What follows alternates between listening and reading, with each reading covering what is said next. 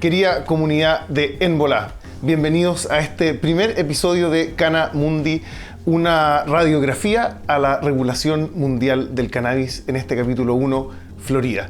¿Qué estamos haciendo acá con mi amigo, mi gran amigo Javier Jase, el CEO de El Planteo, uno de los medios de comunicación canábicos en español más importantes del mundo, y además un maestro de toda el área financiera, de investigación, de desarrollo de la industria del cannabis? ¡Wow! ¡Qué elenco! Vale, escuchame, ¿no? Medios hermanos somos, medio hermanos y medios hermanos. Sí, somos como, ¿no? primos de... Primos. Claro, más que colegas somos primos. Hijos de otra madre. Claro, eso.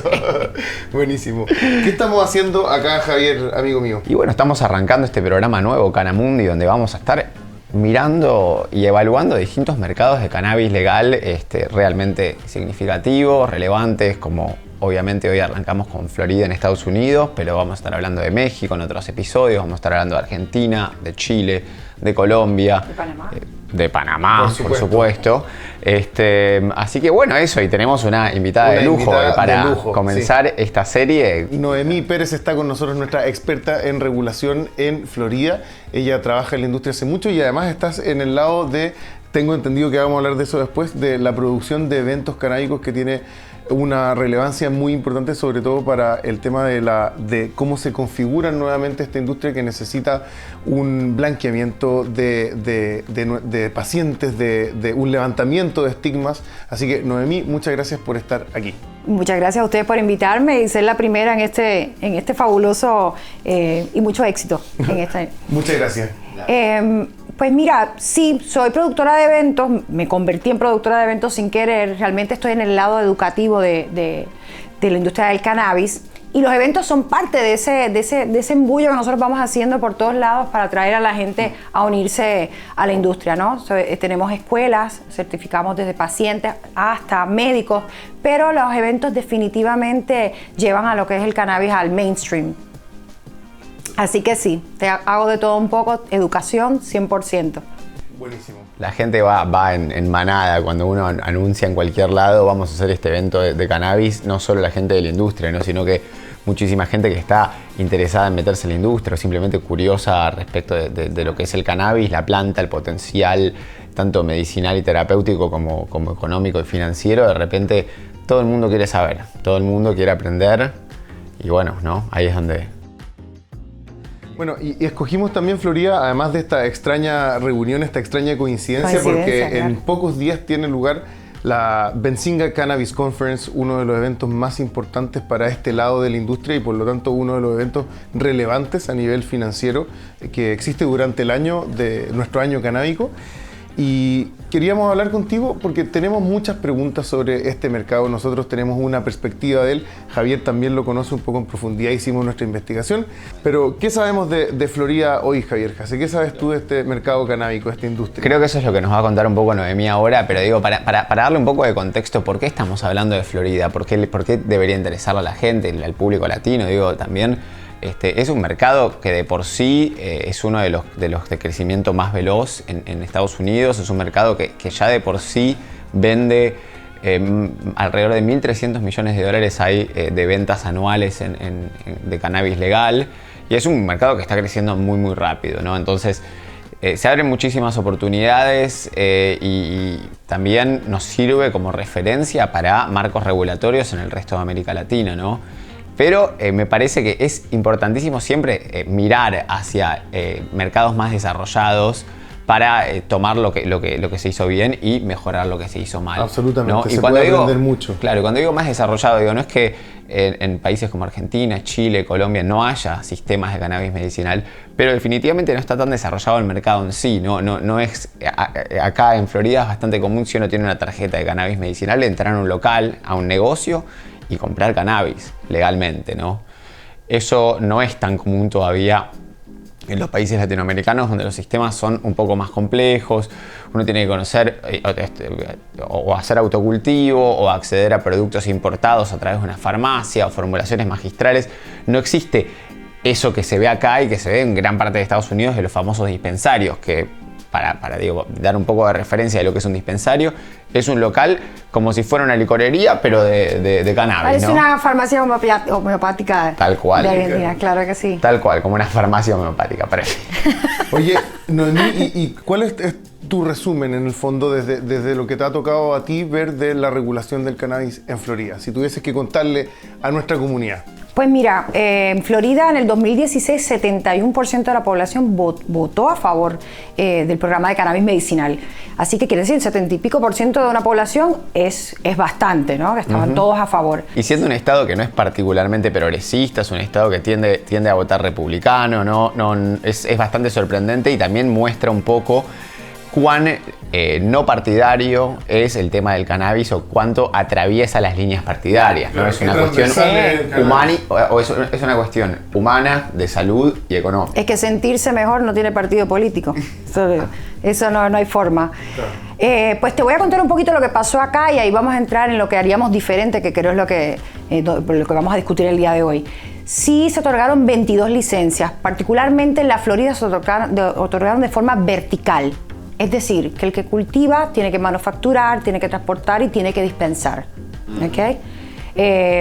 Aparte de eso, al día de hoy tenemos casi unos 450 dispensarios abiertos, que como bien explicamos es la farmacia donde entra el paciente a obtener sus productos. Tenemos aproximadamente 710,000 pacientes registrados.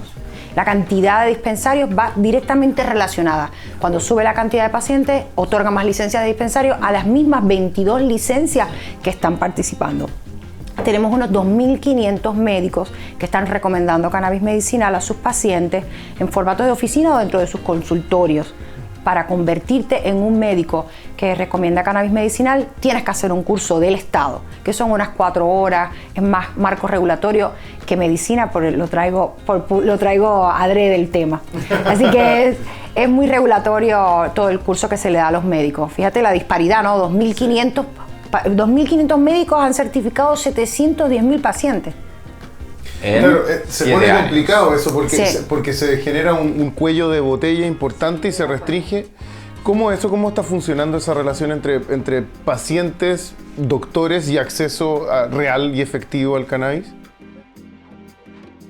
Al día de hoy, de hecho, recientemente se pasó un proyecto de ley, una modificación a la ley, se solicitó que no pasó, que era abrir, por ejemplo, la telemedicina. Un día como hoy no tenemos telemedicina en el estado de la Florida para poder certificar más pacientes. ¿Eso solo para cannabis o en general no existe la telemedicina? Para cannabis. Estamos hablando de cannabis. ¿Y por qué hay una restricción particular con respecto al cannabis? Eso lo tienen que habilitar en la ley. Sí. Yo creo que también es una cuestión, los procesos políticos toman tiempo, ¿no? Y la casta política, la clase política necesita ir acostumbrándose y adecuándose de a poquito, sintiéndose cada vez más cómoda con toda la cuestión del cannabis medicinal.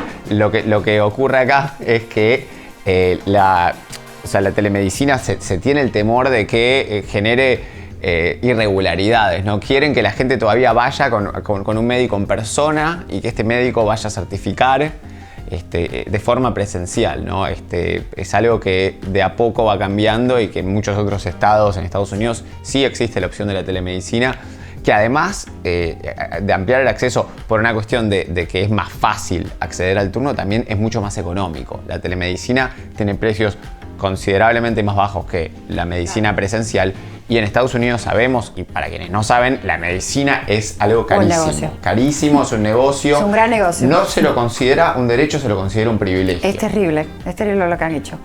Pero vamos a hablar del tema de Florida desde el punto de vista del paciente, que creo, porque decimos que corremos un programa de cannabis medicinal, entonces estamos hablando de salud pública, ¿no? ¿Cuál es el programa de cannabis medicinal de Florida?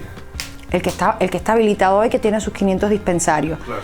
Tiene creo como unas 40 o 50 condiciones habilitadas. Sí. Creo que ahí me equivoqué, eso lo vamos a editar. Ahí viene, chicos, hay una lista. Hay una lista de condiciones, siendo el dolor siempre la más frecuente, ¿no? El dolor crónico y una de las situaciones más eficientes también del cannabis medicinal es la atención a ese dolor crónico. Pues ese dolor se desencadena en insomnio, se desencadena en ansiedad, se desencadena en otro montón de cosas. Recientemente sí aprobaron el uso de la flor como método de consumo y desde el punto de vista del paciente, pues tremendo, porque un proceso siempre va a costar más. Así que el haber aprobado la flor pues le da una oportunidad al paciente a consumir de forma más económica. Amplía el acceso muchísimo y también hay muchísima gente que es su forma preferida de consumir, es la forma que conocen.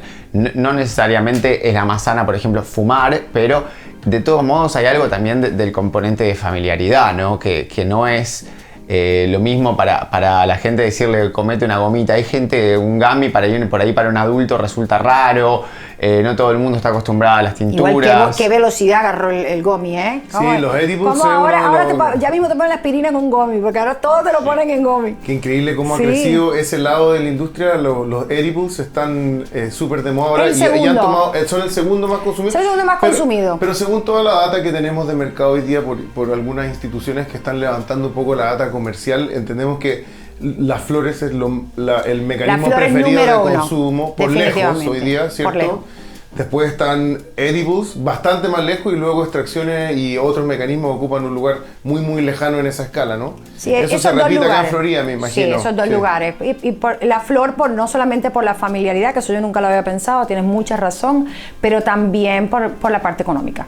Sí. Porque hay gente que la hierve, la usa en flor. Yo he tenido pacientes que las meten en alcoholado y se las ponen para la artritis. Es la forma más, la forma más económica. Lo que es muy interesante también para destacar de todo esto es, de las 22 empresas que están operando con más de 400 licencias en todo el estado, o sea, 400 locales dispensarios, hay 3 empresas que concentran 2/3 de todos estos dispensarios. O sea, el 66% de todos los dispensarios son propiedad de 3 empresas.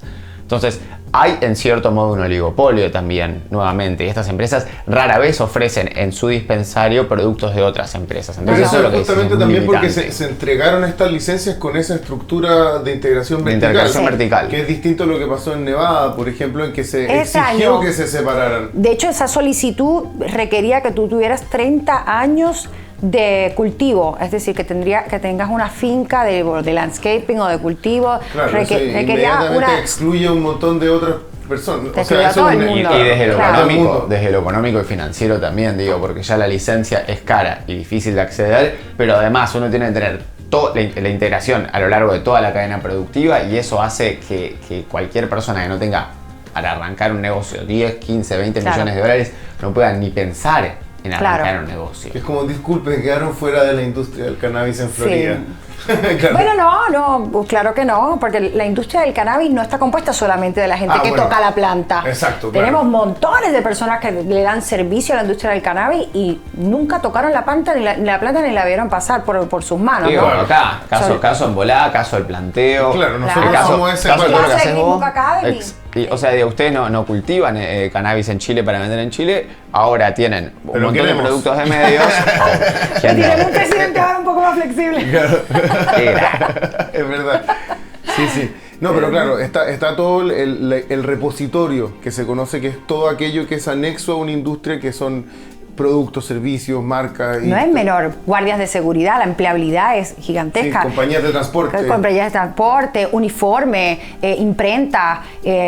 Tenemos que pensar de la industria del cannabis como la industria farmacéutica. Exactamente lo mismo. El potecito, la tapa, la etiqueta, la puesta en el mercado, todo eso son capacitación, la información, la educación, la formación académica. Que es algo que tú estás involucrado muy de cerca. Claro. Fíjate que hay dos cosas que son contrarias a lo que es un programa de cannabis medicinal. Primero, que puedes fumar la flor, porque en otros programas de cannabis medicinal de otros estados existe, claro. Te venden la flor, pero pero te prohíben fumarla. Bueno, está bien, yo entiendo, pero cuando llegas a tu casa haces lo que te da la gana.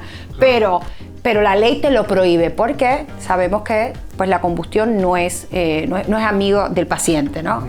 Y no es amigo tampoco del release de ese medicamento. Así que eso en Florida, sin embargo, la permiten fumar, fíjate. Y somos un programa de cannabis medicinal. Y el otro, la parte educativa, ¿no? Como hoy una industria que está empleando en Estados Unidos 400,000 personas, como muchos de los estados que se llaman medicinal no están adoptando políticas educativas para su personal. O sea, tú llegas a una farmacia aquí, igual la experiencia aquí ha sido bastante positiva en cuanto a lo que es el bot-tender, porque el productor, esas 22 licencias, esas corporaciones están tomando el rol de educadores dentro de sus empresas. Totalmente. Para poder competir.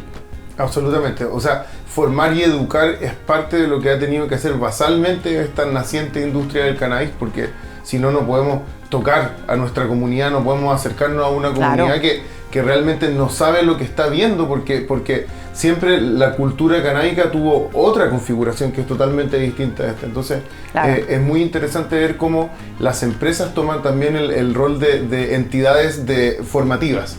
Claro, y unas mucho más atadas al tema medicinal y otras un poco más flexibles o disfrazadas, como un programa disfrazando un recreativo debajo de un medicinal. ¿Cómo ves? De hecho, ahí me diste justo el pie, te iba a preguntar eso. ¿Cómo ves el potencial en Florida de lo que sería un posible programa de uso adulto, recreativo, lúdico, como quieran llamarlo? Digo, pero ¿es algo que está cerca? ¿Se sabe? O sea, no se sabe, pero digo, les cuento.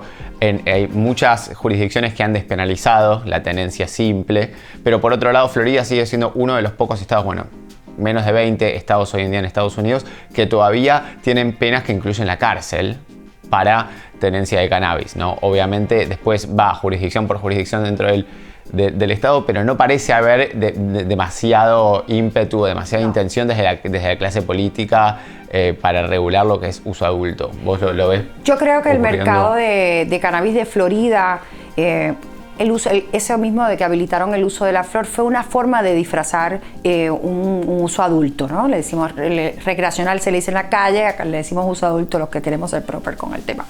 Así que definitivamente los que cachamos, hay cosas que tú puedes flexibilizar dentro de un programa medicinal, como la cantidad de condiciones que tú permites. Si tú, por ejemplo, si tú permites que alguien se pueda convertir en paciente teniendo diabetes, claro, tiene el 60% de la población americana. Entonces, bueno, y de vuelta el dolor crónico es otro, porque el dolor no se puede medir, o sea, es autodeclarado y autopercibido el dolor. Tienes que tener más de 6 meses con el mismo dolor, ojo. Claro. Tienes que volver los 6 meses en la misma rodilla. Son un montón de lujos lo que... Eso está bueno, con la muleta en la otra mano. Lo que ocurre, si vos lo ves acá, igual sigue siendo limitante porque vos tenés una lista de condiciones que califican. Por ejemplo, para comparar, el programa que se abrió de cannabis medicinal en Argentina permite al profesional o la profesional o le profesional de la salud determinar cuál es la condición que califica. Vos vas a un médico, un profesional de la salud de cualquier índole y es esa persona la que va a decidir si vos necesitas cannabis medicinal. Acá tiene una listita y es ok, entras en alguna de estas casillas. Si no, no te puedes medicar con cannabis. Pero ¿qué ocurre si tengo, no sé, tal cosa? No sé, demos un ejemplo. No sé, ¿qué ocurre si tengo fibromialgia y no está incluido? No, listo, no. ¿Qué pasa si tengo insomnio o tengo estrés? No lo incluimos. Exactamente. ¿No? Entonces, y eso viene muy dictado desde la política, que no siempre está particularmente informada de todas las condiciones que se pueden tratar con cannabis. Sí. Por eso la parte educativa es bien importante. Fíjate que hablando del doctor, muchos de los médicos al día de hoy, inclusive que entran al programa a recomendar cannabis medicinal, no conocen el sistema endocannabinoide. Entonces salieron de la universidad, son médicos formados y no conocen el sistema endocannabinoide. Y vuelvo, por eso yo el talón de Aquiles de cualquier programa, de cualquier implementación es la educación. Es la educación. Así que para Latinoamérica, se los digo, la mejor forma de implementar un programa de cannabis medicinal es a través de la educación de sus legisladores, de sus policías, de su población, de sus médicos. Y las universidades también, que en Chile, por ejemplo, entiendo que en Argentina y en Colombia también se han abierto programas para la formación de profesionales de la salud en la medicación y sobre todo sobre el sistema endocannabinoide y la farmacocinética de los cannabinoides. Fíjate, y hablando de lo que es los negocios ancillarios, y es uno de los que a mí me fascinó de cuando entré en la industria, toda la parte de propiedad intelectual y patentes. Claro. Toda esa parte, y no solamente esas patentes son para los medicamentos como tal o las formulaciones como tal, ¿no? Pero también son para los equipos, una tijera específica para recortar la flor, un sistema de riego atemperado para el cannabis medicinal. Iluminación es una barbaridad, claro. Es una barbaridad lo que es la iluminación. La iluminación por ahí es un clásico que ya, como viene muy también ya de la época del autocultivo, del home growing, ya como que se fue desarrollando muchísimo, pero luego con con el surgimiento de una industria que ahora ya se vuelve muy masiva y muy mainstream, surge la necesidad de un montón de otros inventos. Al día de hoy la mayoría del cannabis que se consume en flor se sigue haciendo la manicura, el trimming manual. Manual. Pero es que fíjate que eso es bien, diste en el punto. Yo en los eventos de cannabis medicinal voy y siempre llegó alguien con una máquina nueva, entonces todo el mundo se ilusiona de que es la máquina que van a poder trimear. Ninguna, falta esa. Si eres Ah. ingeniero, ingeniera o ingeniere y tienes una idea para crear una máquina que haga la manicura o trimming, Sin va a ser la flor. Claro. Sí. Aprovecho de enviar un afectuoso saludo a nuestros auspiciadores. Dale. Grow Genetics, equipos de cultivo de alta categoría para uso personal. Les damos un afectuoso saludo, así que si quieren saber más de cultivo, de iluminación, de humidificación, etcétera, etcétera, Grow Genetics es su lugar. Y también agradecemos, por supuesto, a Bong Lab, los mejores bongs de nuestro lado del... sí. Súper medicinal el bong, Súper medicinal, sí, para este programa. Hay condiciones de vuelta que necesitan. Muchas veces ve a la gente, por ejemplo, consumiendo concentrados, consumiendo dabs, que por ahí pueden generar un poco de estigma, uno está por ahí con una antorcha, qué sé yo, pero hay determinadas condiciones médicas que necesitan una alta dosis de THC crónico.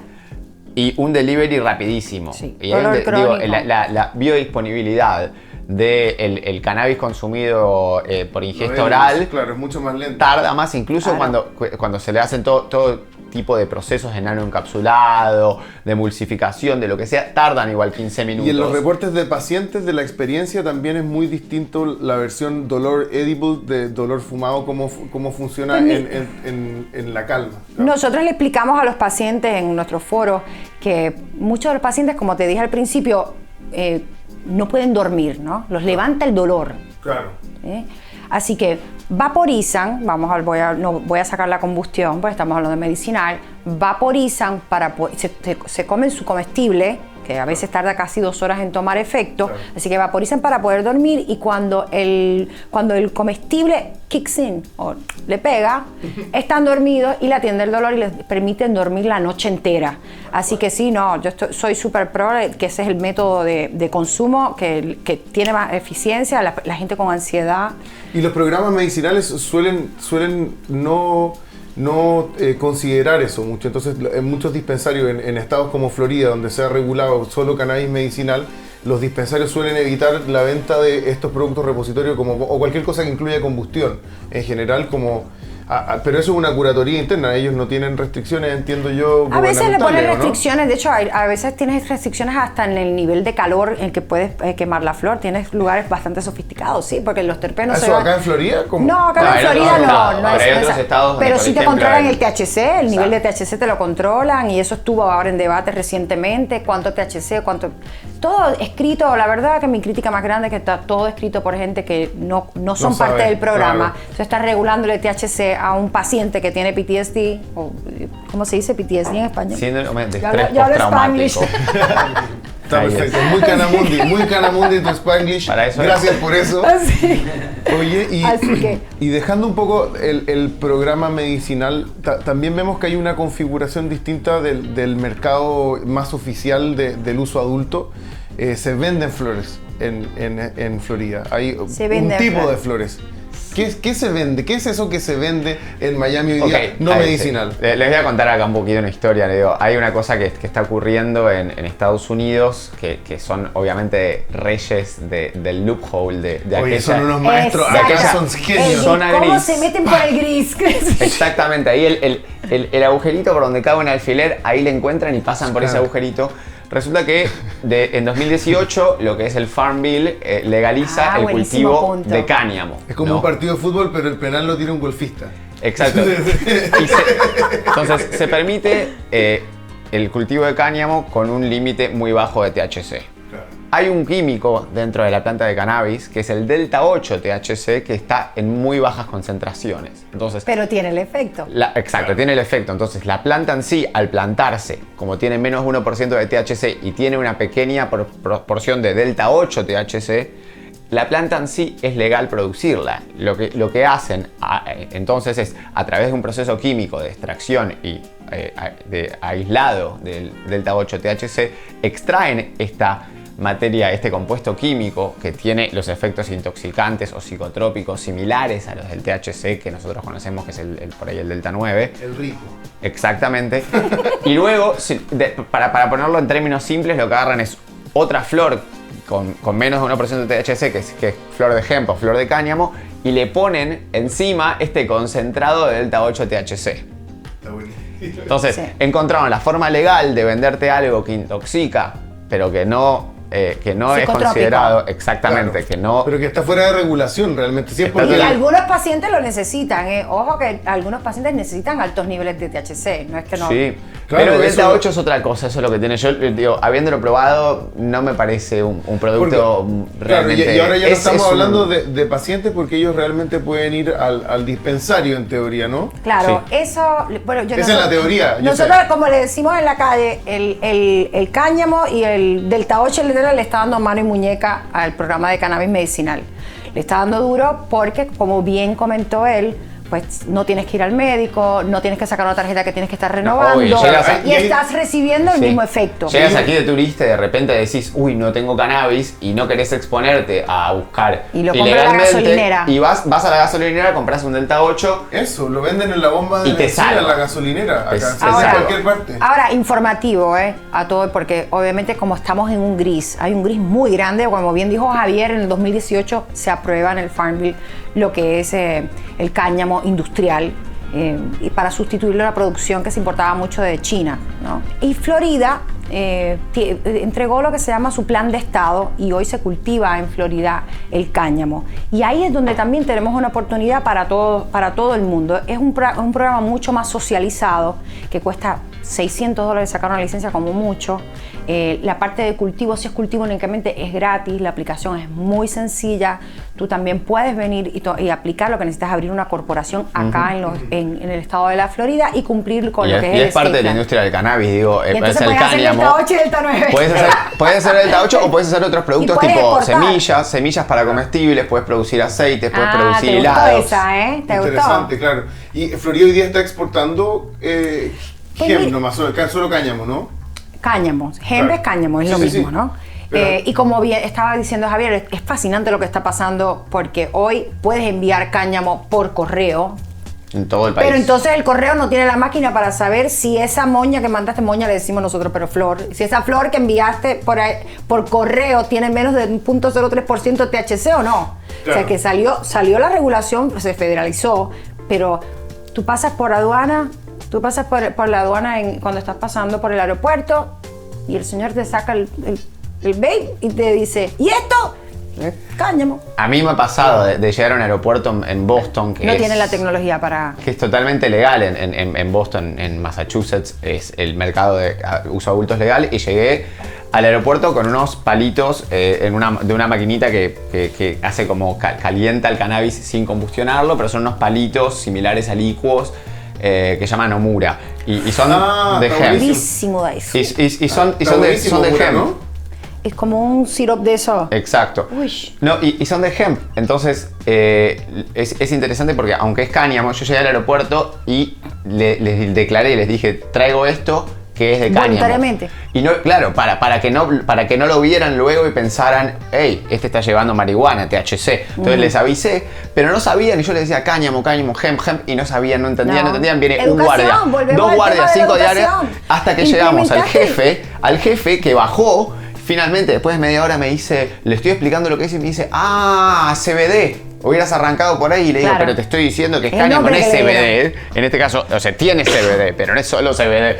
Pero es completamente legal. Entonces, pero hice el experimento de declararlo en el momento de subirme al avión en el control de seguridad. Mire, señor policía, Qué mal experimento. estoy llevando... No, estuvo buenísimo. Qué bravo, Estuvo qué buenísimo bravo. porque pasé luego. Fui y volé con mi cosa. Bueno, estás acá. Estás Estamos acá. aquí vivos.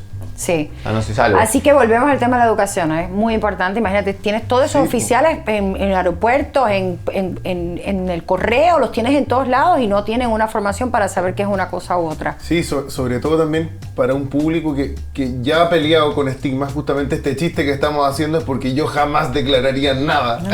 Nada, pero, nunca por ningún motivo. Depende, por ejemplo, mira, otro ejemplo interesante, que ya vamos a volver en un capítulo de Argentina, pero el programa medicinal de Argentina, por ejemplo, te permite volar dentro de Argentina hasta con 40 gramos de marihuana. Pero tenés que declararlo. Cuando yo llego al aeropuerto con mi cannabis medicinal, 20 gramos, 25 gramos en un frasco, y lo primero que tengo que hacer en el control de seguridad es decirle: señora policía, este es mi cannabis, esta es mi tarjeta medicinal. Claro. Agarran, lo pesan, lo miran y le dicen siga adelante. Ahora, ¿eso ha pasado alguna vez en Argentina? Sí, muchísimo. ¿Está pasando? Está pasando. Uno llega al aeropuerto y declara el cannabis, porque está llegando esto.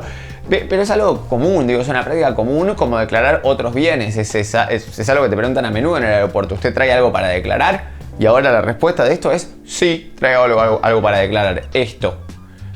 Está buenísimo. Y es una situación mucho más fácil que esconderlo, que te encuentren y luego pasar por... ¡Ay, yo tengo una tarjeta! Tendría que haber hecho algo. Que se lo come el perro, peor, que se lo come el perro. Oye, y otra cosa que uno de los elementos que también convoca este programa es la comunidad latina en Florida. Es muy, muy alta, muy importante. ¿Cómo es la relación de esa comunidad con el cannabis? Pues mira, diste en uno de los puntos más tristes que te tengo que decir del programa. Yo empecé a trabajar en el programa de cannabis medicinal en el 2018 y lo primero que hice enseguida que llegué fue darme una vuelta por los diferentes estados, hacer una prueba, a ir a hablarle a la comunidad hispana acerca del cannabis medicinal, incluirlo mucho antes de lo que estaba en boga, que ahora está muy en boga lo que es el social equity, el social justice, la justicia social para los empleos, etc. La inclusión, gracias. Sí, hicimos 4 eventos ese primer año en diferentes comunidades y nos dimos con la sorpresa... ¿Comunidades latinas? Comunidades latinas. Okay. Y corrimos una campaña gigantesca de radio. Tuvimos ese proceso, lo vivimos y me dio mucha lástima. Número uno, si tú vas a la página de OMO al día de hoy, que es la reguladora, no tienes nada en español. Tienes un 25% de población hispana en Florida.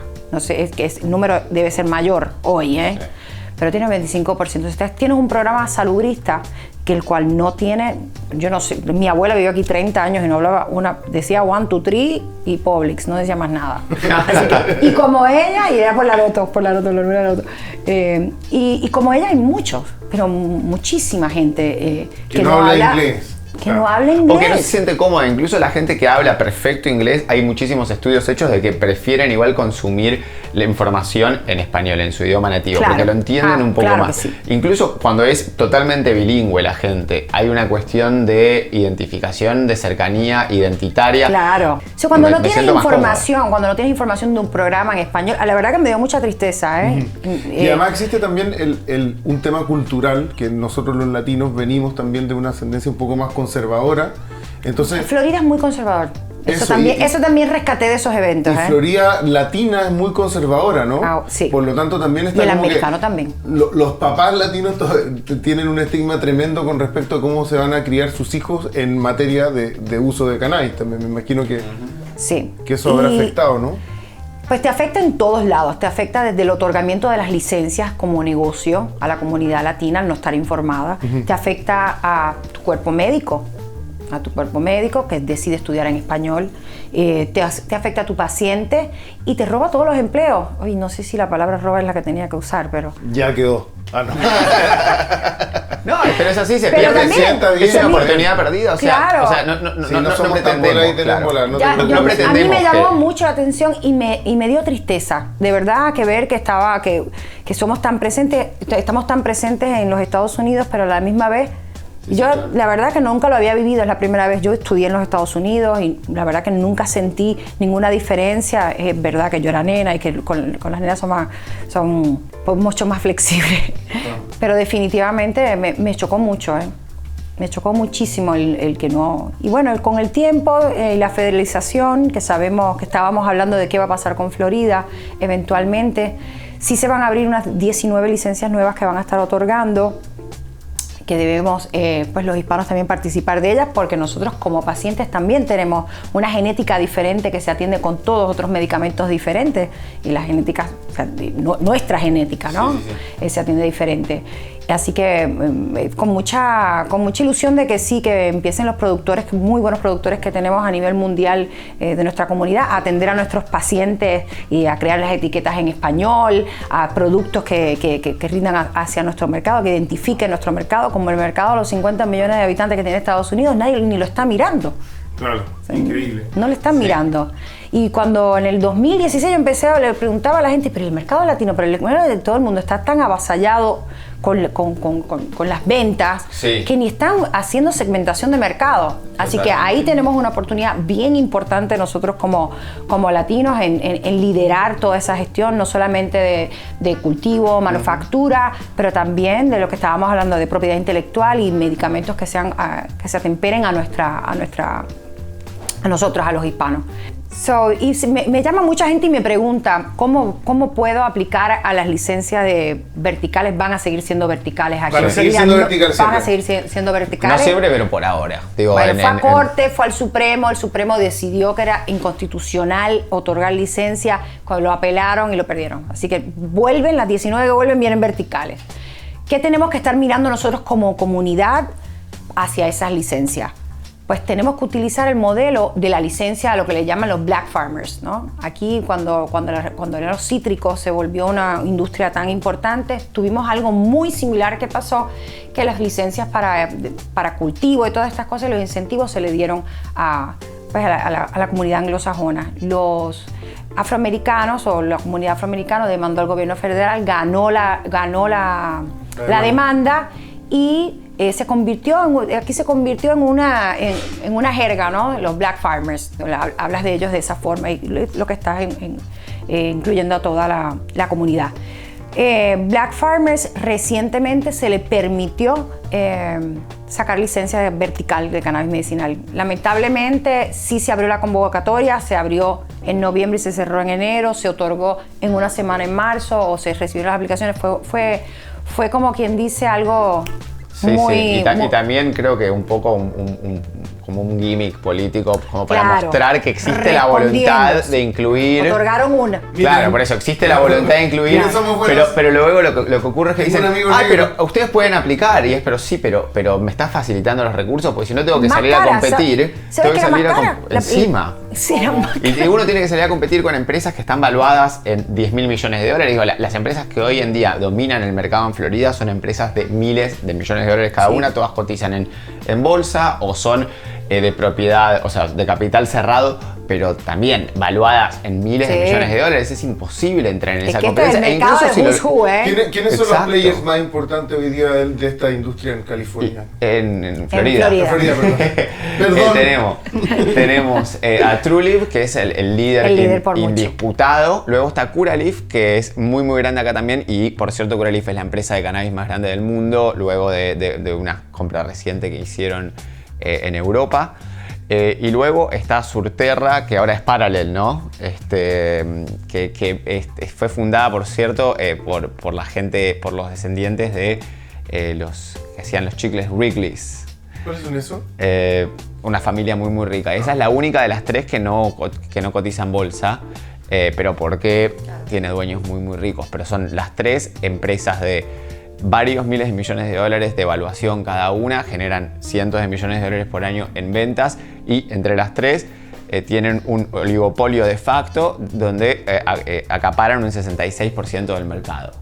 Y eso no va a cambiar, al parecer con este tipo de licencias. Se va a consolidar más y más. Exacto, claro. Iba a decir lo mismo. Esto encara la federalización, lo que vamos a tener son mergers and acquisitions. Eso es lo que va a estar pasando a todo nivel. Más interesante aún que el papel que va a tomar, el rol que va a tomar la industria farmacéutica en todos estos mergers and acquisitions va a ser grande. Muy grande. Y entonces, ya un poco hacia el cierre de este primer capítulo, Noemí, ¿cuál es tu lectura un poco de este futuro que se viene para la regulación en Florida? ¿Qué cambios esperas? Y después vamos a decir cuáles quieres, pero ¿qué cambios esperas que ocurran ahora? No espero cambios, realmente no espero muchos cambios, no. Y lo discutí con varias personas antes de llegar acá y realmente, de hecho, los programas de cannabis medicinal son los que más reciben proyectos de ley y cambios en todos los estados, porque todo el tiempo y sin embargo acá no pasa ni uno. pasó lo del tema de la flor. Así que no espero mucho. Yo pienso que acá van a esperar la federalización para poder entonces moverse a uso adulto.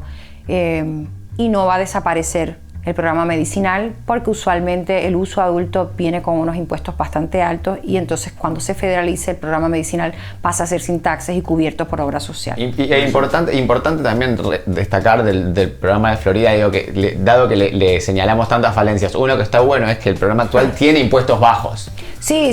De hecho, income tax, impuesto a las ganancias no se paga a pesar de ser cannabis, mientras que en el resto de Estados Unidos los impuestos, la carga impositiva para la industria del cannabis es altísima. Sí. Eso es una de las grandes ventajas positivas para Florida. Digo, viene también obviamente aparejado de una política pública generalmente que es de bajos impuestos. Yo soy una persona que cree que los impuestos son buenos y necesarios, pero justo en lo que se trata de medicina, impuestos bajos. Si impuestos bajos se traducen en precios más accesibles y mayor acceso para los y las pacientes. Sí, que el motor de esto es el paciente, ¿no? Sí, y sobre esa línea tú dijiste que cuando entraste en 2018 al programa medicinal a observarla, viajaste por Estados Unidos viendo algunos... Por Florida. Florida. Me enfoqué en Florida. Bueno, pero me imagino que sabes un poco más. ¿Hay algún otro plan o programa que te guste, que te parezca mejor implementado o más ideal en algún otro estado, por ejemplo? Mira, te tengo que decir que el programa de Puerto Rico está muy bueno porque sustituyó a la industria farmacéutica. ¿Cómo así? Vamos a ver que hacer Canamundi Puerto Rico. Otro capítulo. Obvio. Claro. Puerto Rico, pues toda la industria farmacéutica se fue y dejó toda esa infraestructura. Sacaron los incentivos y marcharon. El gobernador Alejandro García Padilla hace una orden ejecutiva y dice: vamos a sustituir farmacéutica por cannabis. Entonces teníamos la infraestructura, tenías 75 años manufacturando medicamentos, o sea que tenías la manufactura en tu DNA ya metido. O sea, los que estaban haciendo pastillas para Pfizer se movieron para hacer muy robusto la parte educativa, de educación requerida con continua, saber, estudiando, muy medicinal, todos los empresarios enfocados en lo que es propiedad intelectual, R&D. Sí, estoy muy orgullosa de ese programa, pero vuelvo y te digo lo mismo, o sea, la implementación tuvo mucha educación, ¿no? Sí. Mucha educación, y fue pueblo por pueblo, se giró por todos lados, campañas en televisión, mucho hablar. Bueno, Nueva York es un caso similar también, que se incluyeron un montón de previsiones ahora, y Nueva York ahora tiene un programa de uso adulto, pero se incluyeron un montón de previsiones respecto de la inclusión social y la equidad. Claro. Las primeras licencias se entregaron a costos más bajos a aplicantes de diversas minorías y gente racializada. Se exige educación, se limita también la forma de acceso a las licencias para que no haya este tipo de monopolios. En Nueva Jersey, por ejemplo, abrió y arrancan las ventas el día 21 de abril, y hay 7 empresas, y son todas las 7 empresas que están autorizadas para vender cannabis de uso adulto en Nueva Jersey. Ahora son 7 operadores multiestatales, 7 empresas multimillonarias. Sí. No cumple con ningún tipo de promesa de inclusión, de generación de oportunidades, de nuevas oportunidades, de generación de riqueza. Sí, va a generar empleos, va a generar impuestos, lo que sea, pero concentrada la parte del rédito económico en pocos jugadores. Nueva York tiene un esquema mucho más parecido en ese sentido de Puerto Rico. También tiene para el programa medicinal una cosa similar a lo que contaba Argentina, donde es el médico o la médica quien decide cuál va a ser la condición que te hace calificar como paciente. Entonces también ahí tenemos otro ejemplo similar, me parece, ¿no? Que está bueno. Sí, también. Esas fueron las reflexiones finales de Javier Hasse, CEO de El Planteo, y de Noemí Pérez, nuestra invitada del día de hoy. Quiero agradecerte profundamente por tu tiempo, por participar de este primer episodio de Canamundi. Gracias, Javier. Y por supuesto, gracias a nuestros queridísimos auspiciadores que hacen todo esto posible: Bone Lab y Grow Genetics, equipos de cultivo de primera calidad. Nos vemos en un próximo episodio de Canamundi. Esperamos hayan disfrutado tanto como nosotros. Nos vemos.